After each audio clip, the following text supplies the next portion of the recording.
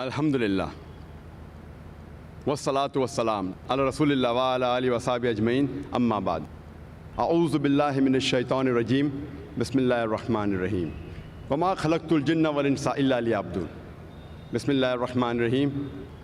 Allazi khalaqal mauta wal hayata liyabluwakum ayyukum ahsanu amala. Rabbi shrah li sadri wa yassir li amri wahlul 'uqdatam min lisani yafqahu qawli. The honorable scholars, speakers, the respected guests, my respected elders, my dear brothers and sisters, and the millions of viewers who are watching this program live on Peace TV.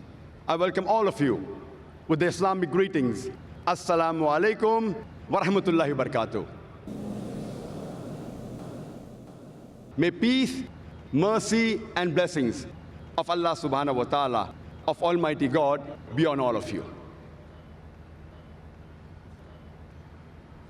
The topic of this last lecture, of the last session, of the last day of the 10-day International Islamic Conference, Peace, the Solution for Humanity, is what is the purpose of our life?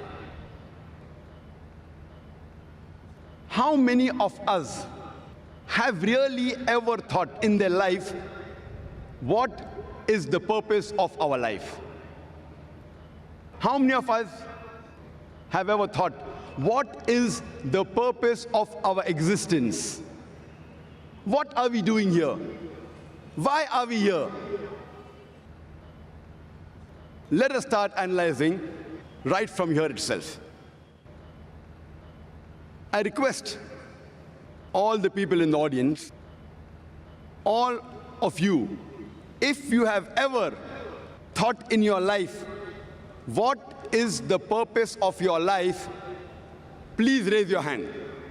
I would like to know amongst the audience, how many of you have ever thought in your life, what is the purpose of your life? Fine, maybe I can see 10, 50, maybe 100 hands. An audience of more than 100,000. That is less than 0.1%. Some may have felt shy to raise their hand. So surely I can say less than 1% of the human beings have ever thought in their life, what is the purpose of our life?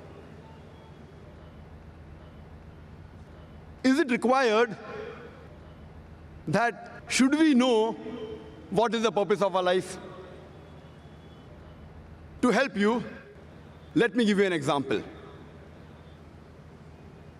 Once a man, when he was traveling, and when he came at a crossroad, he asked the passerby, where does this road lead to? The passerby asked him, where do you want to go? The man replied, anywhere. The passerby answered, then take any road, it will make no difference. Imagine that traveler, he had no goal. Whatever actions he did, whatever deeds he did, it made no difference because he wanted to go anywhere. And many of us are leading our life in the same way. Let me give you one more example. Imagine there is a builder who starts constructing his building, and he lays the foundation and he digs a big hole for the foundation. And when you ask him, how many stories is your building going to be? He says, I don't know. How many square feet is the built-up area? He says, I haven't thought of it. The builder has got no goal at all. Once there was a man who told his neighbor, your dog always chases vehicles and cars. I wonder, will your dog ever catch up with any car? The neighbor replied, I don't wonder whether he'll catch up or not. I wonder if my dog catches up with the car, what will he do? The man who asked him, will the dog ever catch up with the car? He's short-sighted. The neighbor who was the owner of the dog, he was far-sighted. Even if he caught up with the car, what will he do? What is the purpose of his goal? And unfortunately, many of us, we are leading our lives same fashion, just like the dogs. You know, people do graduation, and you ask them, why are you doing graduation? And they don't know the reason. Just because they want to be a graduate. What will you do after you finish your graduation? I haven't thought of it yet. Most of us are leading our lives like the traveler or like the dog who's chasing cars, absolutely without a purpose. Many of us, we copy goals of others without scrutinizing it. When we ask a student, why are you doing commerce? So he will reply, because my friend is doing commerce.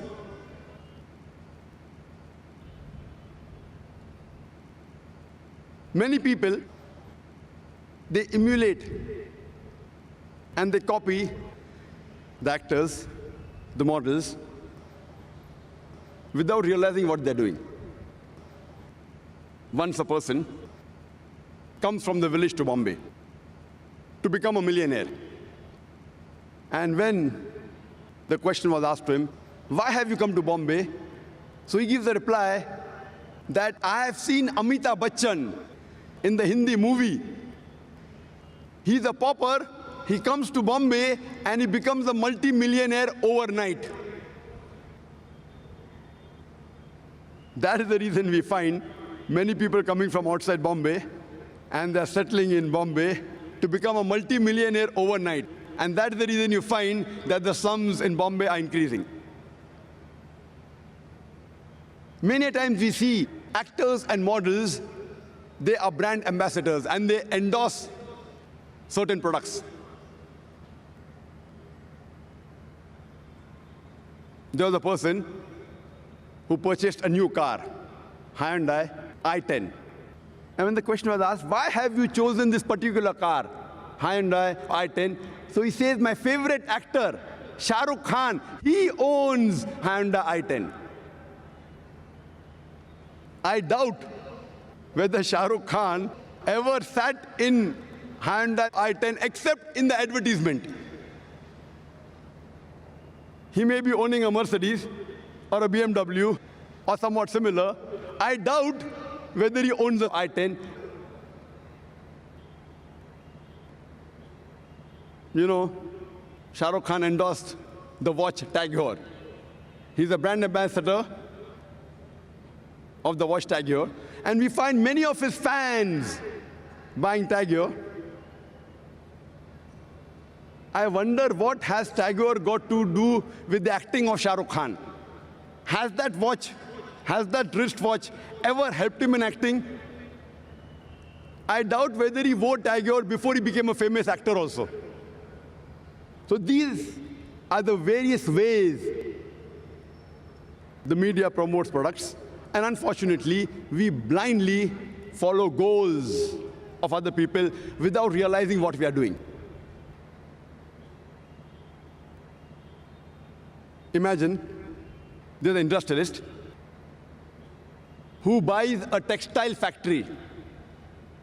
And when asked, why have you bought the textile factory?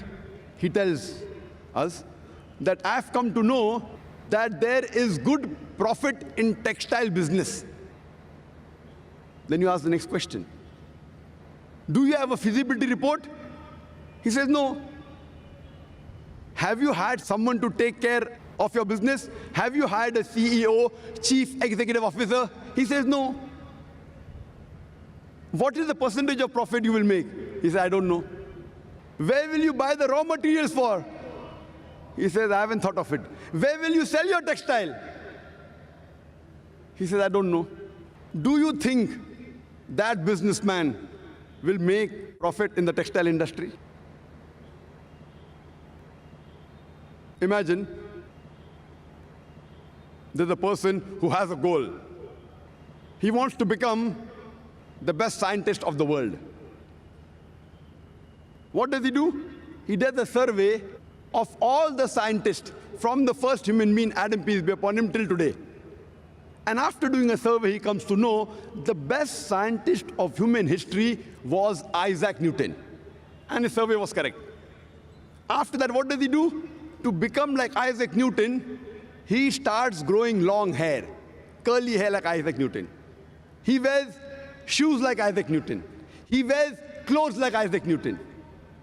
Do you think he will become a successful scientist? Such people have a goal, but the planning is wrong. They have a planning. They did a survey of the scientists, but the planning is wrong.